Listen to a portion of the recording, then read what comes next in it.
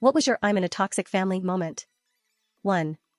My first memory is of my parents fighting when I was 3. I remember my mom looking at my dad and yelling, "This is why we're getting a divorce." They separated when I was 2, but took some time to figure out custody, as well as the actual finalization of their divorce. My mom was always so angry and would scream, throw things, and tell me consistently she didn't want me around.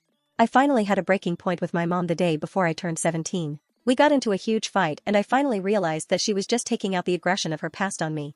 I realized she had been blocking out the abuse she put me through, and finally brought it to her attention. I know her mother was an abusive alcoholic, and she kept perpetuating the cycle of abuse. What triggered the whole realization was when I dated someone for the first time when I was 16, and my BF's mom treated me like her own. It was the first time I felt welcome in a home. She made sure I ate because she knew I wasn't eating properly at home. She always had a bed made for me in case I ever needed a place to stay, and would always check in with my BF to make sure I was okay when I went home. I moved out the month I graduated high school, and I have not gone back to her house. 2. We had a missionary family staying with us, and the parents actually got input from their kids.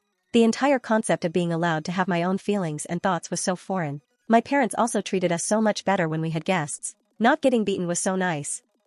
3. I was at my grandmother's house and there was a guy outside working in the yard. I'd say roughly mid to late 30s, kinda disheveled appearance. And he had talked to my parents about payment for work and what else had to be done and all that jazz. He goes back to working and my mom comments on his appearance and how he may have not went to school. I called her out on it, especially since my parents go to church and keep Christian paraphernalia around the house. She stumbled for an excuse but couldn't find one to justify her behavior. My dad in particular tends to talk shit about anyone who either he feels is beneath him or that he feels is dumb. 4.